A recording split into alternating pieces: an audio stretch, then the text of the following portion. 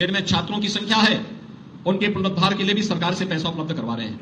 Government aided colleges को भी पैसा उपलब्ध करवा रहे हैं, जिससे जर्जर भवन के नीचे छात्रों को न रहना पड़े, बल्कि एक सुरक्षित और सुगम और सुरम्य वातावरण में, एक आध्यात्मिक वातावरण में वे अपना अध्ययन का कार्यक्रम संपन्न कर सकें और भारत के लिए एक सुयोग्य नागरिक हमारी संस्थाएं दे सके। उसी क्रम में आज ये गुरुकुल को भी CSR निधि से गोरखपुर विकास प्राधिकरण ने जो धनराशि लगाई थी, उसका एक बेहतरीन प्रयास हुआ है और मैं द गोरखपुर गुरुकुल सोसाइटी से इस बारे में कहूंगा।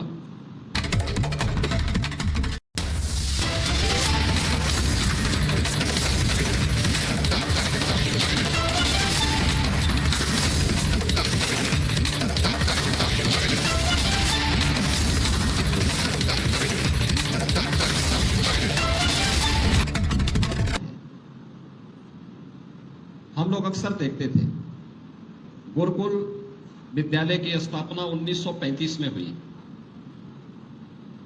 कहते हैं गुरुकुल विद्यालय से चलने वाली आध्यात्मिक और राजनीतिक गतिविधियों को देख करके देश की आजादी के आंदोलन के दौरान ब्रिटिश हुकूमत ने 5 वर्ष तक इस संस्था को बंद करके भी रखा, लेकिन उस सब के बावजूद फिर से यह संस्था पुनर्जीवित हुई और गुरुकुल स्कूल के रूप में यह प्रारंभ हुई। आज यहां पे उच्चतर माध्यमिक विद्यालय के रूप में यह संस्था संचालित हो रही है।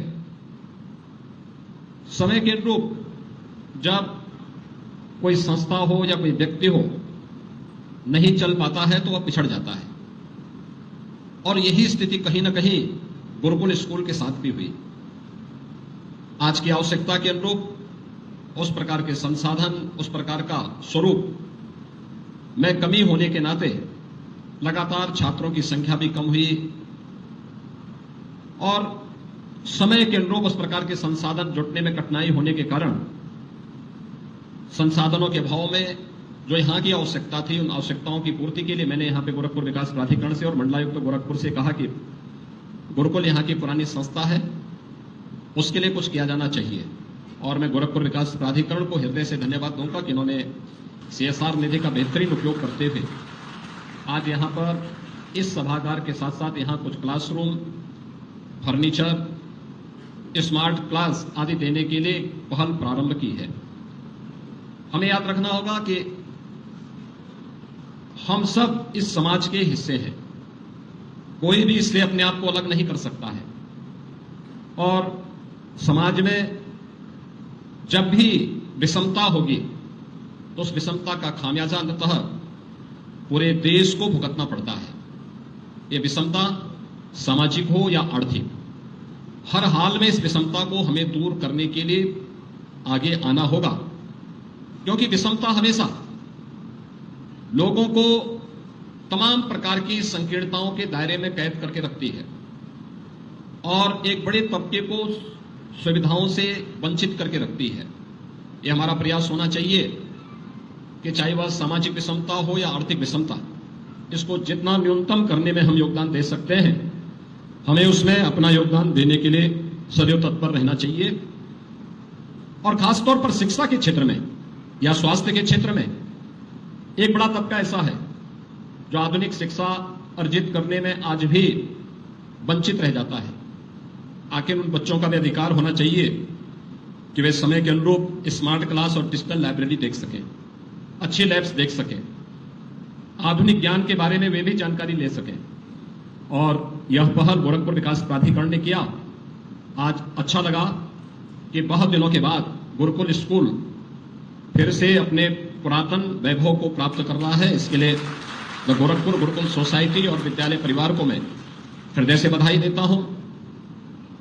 सरकार हर एक बच्चे को उत्तम शिक्षा देने के लिए प्रतिबद्ध है, तो प्रत्येक नागरिक को स्वास्थ्य की बेहतर सुविधा देने के लिए भी प्रतिबद्ध है।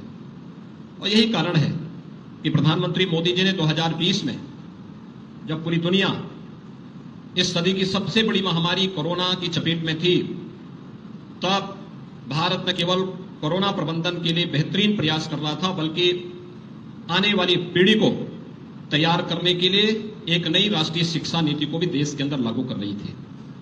ये राष्ट्रीय शिक्षा नीति जो प्रत्येक छात्र के सर्वांगीण विकास से जुड़ी हुई है, ये केवल एक औपचारिकता नहीं है, बल्कि यह सर्वांगीण विकास को आगे बढ़ाने के साथ ही भारत को एक विकसित भारत के रूप में स्थापित करने के अभियान का क्रम है।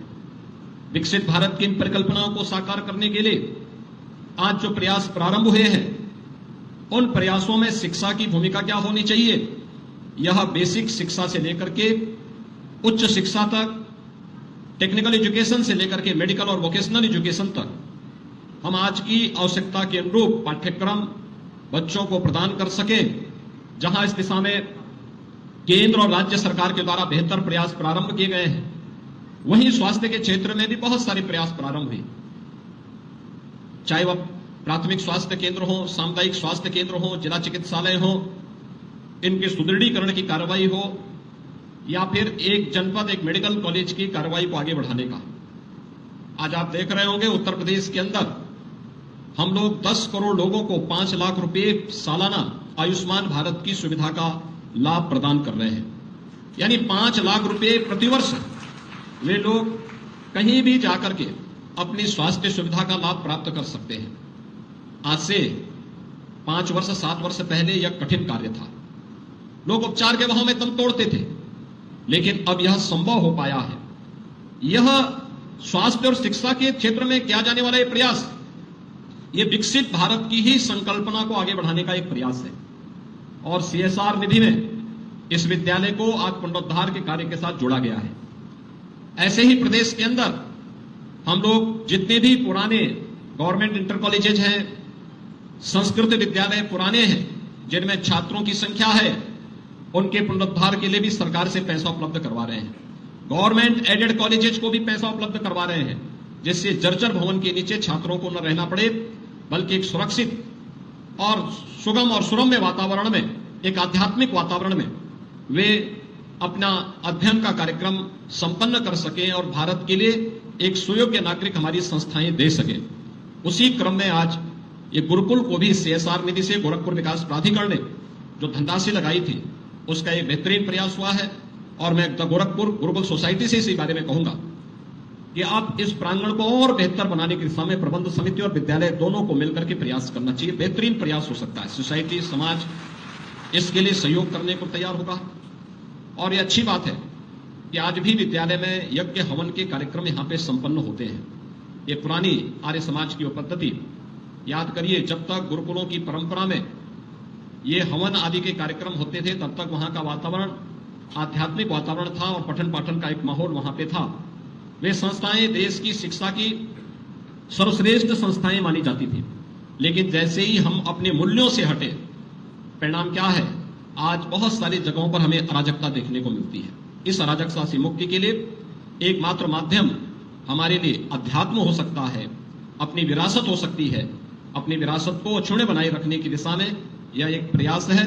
मैं एक बार फिर से गोरखपुर गुरुकुल सोसाइटी और विद्यालय परिवार को इस विद्यालय के पुनरुद्धार के लिए हृदय से बधाई देते हुए विश्वास व्यक्त करता हूं कि लगभग अगले 10 वर्ष के अंदर आपको अपनी शताब्दी महोत्सव मनाना है। शताब्दी महोत्सव के अंदर यहां का वातावरण ऐसा दिखना चाहिए कि यह गोरखपुर सिटी की एक बेहतरीन संस्था के रूप में अपने आप को स्थापित कर सके। और कोई भी ऐसा वंचित बच्चा नहीं रहना चाहिए जो शिक्षा से अपने आप को वंचित माने। जो भी आता है उसको शिक्षित करना, उसको आगे बढ़ने के लिए प्रेरित करना, कुछ स्किल डेवलपमेंट के कार्यक्रमों के साथ जोड़ना, क्योंकि अब नौकरी के साथ साथ हमें उद्यमिता को प्रोत्साहित करना पड़ेगा, हर हाल में करना पड़ेगा। तभी भारत एक विकसित भारत की परिकल्पना को साकार करने में सफल हो पाएगा। आज के इस अवसर पर आप सबके प्रति मैं अपनी शुभकामनाएं देता हूं। धन्यवाद। जय हिंद। धन्यवाद। आपकी सोच को आवाज हम देंगे, आपके विभाग को अंजाम। जय हिंद, नमस्कार। मैं हूं SP सिंह बघेल। आप देखना शुरू कर चुके हैं रक्षित टीवी इंडिया लाइव।